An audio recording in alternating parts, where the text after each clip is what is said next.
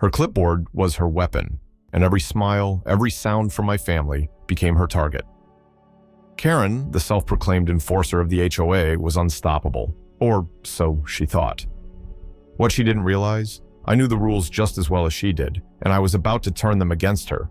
The ending? Let's just say Karen's reign didn't last long. But let's start from the beginning. Life in our little cul-de-sac had been a dream. The kind of neighborhood where you know the names of your neighbor's pets, kids ride bikes without a care, and barbecues on warm evenings are as common as the chirping crickets. That dream, however, shattered the moment Karen moved in. Karen, with her ever-present clipboard and the air of someone who took life far too seriously, quickly earned her reputation as the community enforcer. She wasn't officially part of the HOA board. Oh no, she was self-appointed, which somehow made her worse. One warm Friday evening, I decided to host a small barbecue in my backyard. The grill was sizzling with burgers, the air was fragrant with spices, and my Bluetooth speaker played a soft playlist of jazz in the background. Friends laughed, kids played tag on the lawn, and for a moment, it felt like nothing could ruin this perfect evening. Then, like a thundercloud rolling over a sunny sky, Karen appeared. Clipboard in hand, she marched into my yard with the authority of a military general inspecting the troops. "You're in violation of HOA noise regulations," she declared, her voice cutting through the laughter like a sharp knife. Her pen jabbed toward my tiny speaker, which was barely loud enough to hear over the grilling burgers. I stared at her, dumbfounded. Noise regulations? Karen, it's a barbecue. The music isn't even loud. She crossed her arms and gave me the kind of look you might reserve for a stray dog on your porch. Doesn't matter. The HOA has strict rules, and you're disturbing the peace. I'll have to report this. She muttered something about property value decline as she stomped off, leaving a trail of tension in her wake. My friends tried to laugh it off, but the mood had already shifted. The evening ended earlier than planned, and I couldn't shake the feeling that this wasn't over. The next morning, my suspicion was confirmed. A crisp white envelope sat in my mailbox, adorned with the official HOA logo. Inside was a formal noise complaint, complete with a $100 fine. My first reaction was disbelief.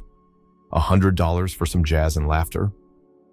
As I read the letter again, annoyance began to boil into anger. This wasn't about noise. It was about Karen's need for control. I could feel it in the way she had stared me down, her satisfaction as she marched off my property. And something told me this was only the beginning of her campaign against me. It wasn't just the money, it was the principle. I wasn't about to let Karen or her clipboard dictate how I enjoyed my own backyard. But at that moment, I had no idea just how far she was willing to go, or how creative I'd need to get to fight back. If you thought one complaint from Karen was the end of it, you'd be underestimating her dedication. Over the next few weeks, the complaints poured in faster than junk mail. It was as if she had a rotating list of grievances she shuffled daily. Noise from lawn mowing too early, children playing too loudly, and even wind chimes disrupting the peace. Wind chimes. Apparently, even nature was too noisy for Karen's liking. Each new letter felt like a punch in the gut. Every morning, I'd open my mailbox to find another envelope stamped with the HOA logo. I couldn't decide what was more infuriating, the absurdity of the complaints, or the fact that she was clearly doing this on purpose. And the worst part? Karen seemed to thrive on this.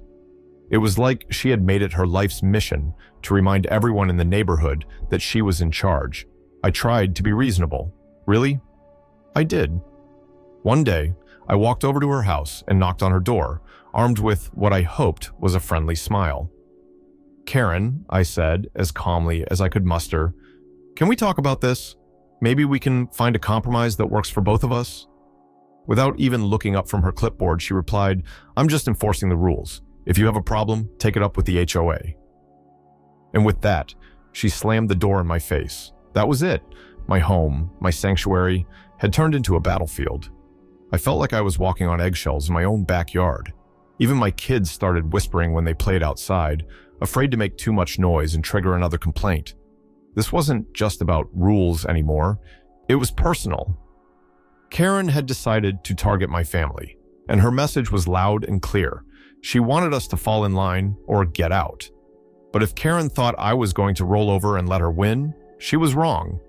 I wasn't interested in petty revenge. I wanted a smart, calculated response. If she wanted to play by the rules, then I'd beat her at her own game. I pulled out the HOA rulebook and spent hours combing through it. That's when I struck gold. There it was, buried in the fine print, a section on acceptable noise levels complete with decibel limits and time restrictions. Armed with this new knowledge, I went to work. I downloaded a decibel meter app on my phone and started meticulously documenting every sound we made. Lawn mowing, recorded. Kids laughing, logged. Even the wind chimes got their moment of fame. Every time Karen filed a complaint, I responded with hard evidence. Noise from lawn mowing. Here's the decibel reading, 65, well below the maximum allowed. Complaint dismissed. But Karen wasn't about to back down. When her complaints didn't stick, she escalated. She started recording videos of my family from her yard, standing at the property line like some self-appointed neighborhood watchdog. It was unnerving, to say the least. Then came her boldest move yet. She began canvassing the neighborhood, trying to gather signatures to implement stricter noise regulations. This was her big play, her way of rallying the neighbors against me. What she didn't realize was that I was already one step ahead. Karen was about to learn a harsh lesson. Sometimes, when you push too hard, the rules you love so much can come back to bite you, and I was ready to show her just how spectacularly her plan was about to backfire. It was a quiet morning when inspiration struck. I had been sipping coffee and scrolling through my phone, still fuming over Karen's latest stunt, when a viral video caught my attention. It was a clip of a silent disco, where people danced to music only they could hear through wireless headphones. The sight of dozens of people grooving in complete silence was oddly hilarious, and then it hit me. This was my answer. If Karen wanted to accuse me of breaking the rules, I'd show her what it really looked like to live by the letter of the law. The plan took shape quickly. That weekend, I invited a group of friends over for what I called a silent party. Each guest arrived with their own pair of wireless headphones, ready for what I had promised would be an unforgettable evening. From the outside, it must have looked utterly bizarre. Grown adults dancing and lip-syncing in complete silence. We grooved to upbeat music only we could hear, laughing as we spun and twirled in the moonlit backyard. Neighbors peeked over their fences, intrigued by the spectacle. Some chuckled, others cheered, and a few even asked to join in. It was light-hearted and fun, a perfect way to turn Karen's obsession with noise into a joke. But, of course, Karen didn't see it that way. She appeared on her porch, her face twisted in frustration. "You're mocking the HOA," she yelled, her voice cutting through the quiet like a knife. I removed my headphones, pretending not to hear her. "What's that, Karen? I can't hear you over all this silence." The laughter from my friends echoed. "Well, not literally, but you get the idea." Karen stormed back inside, slamming her door with enough force to rattle her carefully placed potted plants. But I wasn't done. The silent party was just the beginning.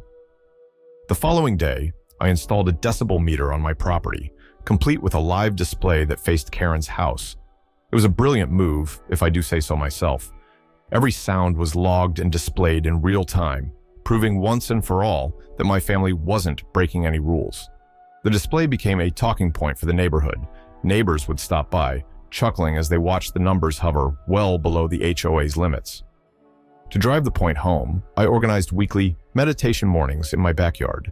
Picture this: a group of neighbors sitting cross-legged, breathing deeply, and enjoying the peaceful sound of chirping birds. Karen could watch all she wanted, but she couldn't argue with a group of people meditating in complete silence. As the weeks went by, something incredible happened. More and more neighbors began to rally behind me. Karen's relentless complaints and invasive behavior had rubbed others the wrong way, and my creative responses only highlighted how unreasonable she had been. People started seeing Karen for who she really was, a bully hiding behind HOA rules. Karen's grip on the HOA was slipping, and for the first time, I felt like I had the upper hand. She had underestimated me, and now her own obsession with control was turning the community against her. Little did she know, her downfall was just beginning.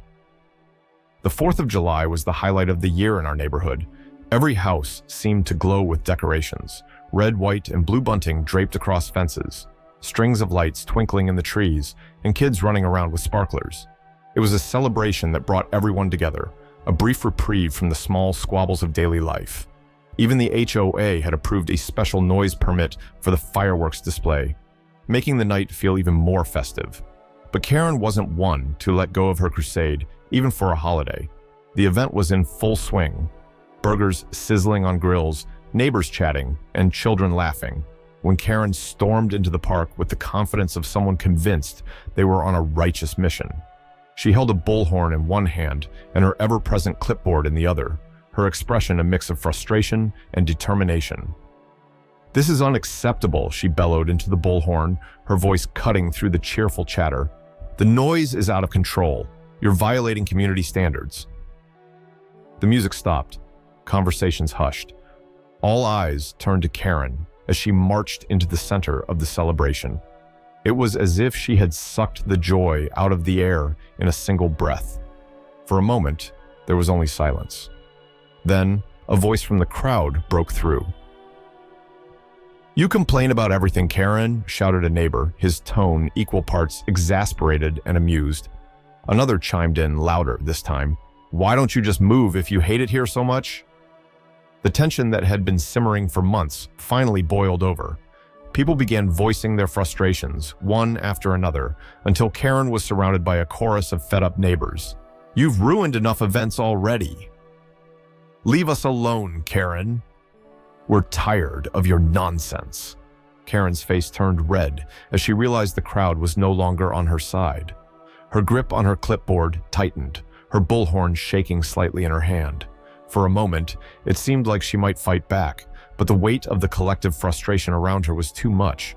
Without another word, she turned on her heel and stormed back to her house, her retreat marked by murmurs of relief and a few cheers. But Karen's troubles didn't end there. Her dramatic outburst was the final straw for the community. Over the next few days, neighbors began sharing their own stories of Karen's behavior, complaints about her excessive meddling, her overuse of HOA rules, and her invasive tactics. It wasn't long before the HOA board found themselves inundated with requests to review Karen's actions. The festive spirit of the 4th of July returned that evening, with fireworks lighting up the sky and laughter echoing through the streets.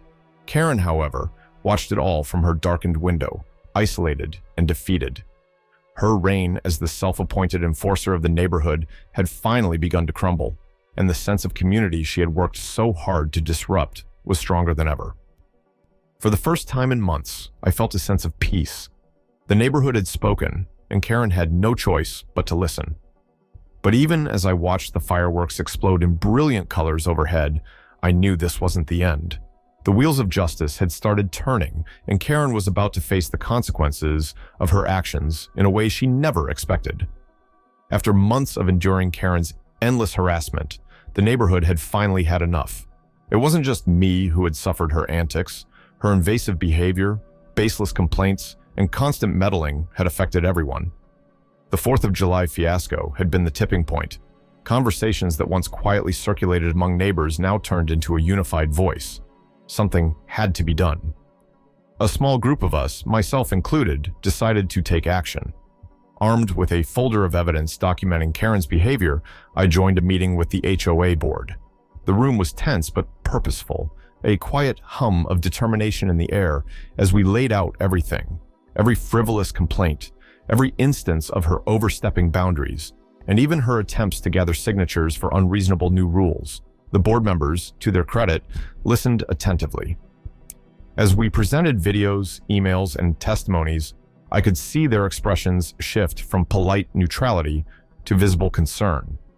Karen had taken her authority as a committee member and twisted it into a weapon, targeting those she didn't like and ignoring the actual spirit of the HOA's mission. When the board announced they would launch a formal investigation, there was a palpable sense of relief among the neighbors. For the first time, it felt like we were being heard. Over the next few weeks, the board conducted interviews and reviewed the evidence. Neighbors came forward, sharing their own stories of how Karen had overstepped, inspecting properties without permission, filing unwarranted complaints, and even demanding changes to homes that weren't under HOA jurisdiction. The truth was undeniable. Karen had abused her position, and the community had suffered for it. The final decision came in the form of a letter from the HOA, delivered to every household. Karen was fined for filing false complaints, her position on the committee was revoked, and she was barred from holding any future roles in the HOA. Her reign of terror was officially over. For me, the moment of vindication came with a personal note from the board. They apologized for the undue stress caused by Karen's actions and even refunded every unjust fine she had slapped on me. Holding that letter in my hands, I felt a weight lift off my shoulders. Justice had been served, and the system had worked in our favor. The atmosphere in the neighborhood shifted almost overnight. People smiled more, children played freely in their yards, and barbecues returned to the weekends. The once tense cul-de-sac felt alive again, as if a dark cloud had finally passed. As for Karen, she retreated into the background. Gone were the days of her clipboard and bullhorn. Her house now sat quiet and unassuming. She had learned a hard lesson about pushing people too far, and though she remained in the neighborhood, her influence was gone. For me, this wasn't just a victory. It was a reminder of the power of standing up for what's right. Sometimes, the best way to handle someone like Karen isn't through anger, but through persistence, creativity, and a little help from the law. My home was mine again, my slice of suburban paradise restored. And the best part, the neighborhood had grown closer through it all, united by a shared determination to protect the community we loved. If Karen had thought her rules would divide us, she couldn't have been more wrong. Instead, she had brought us together, and in the end, that was the sweetest revenge of all.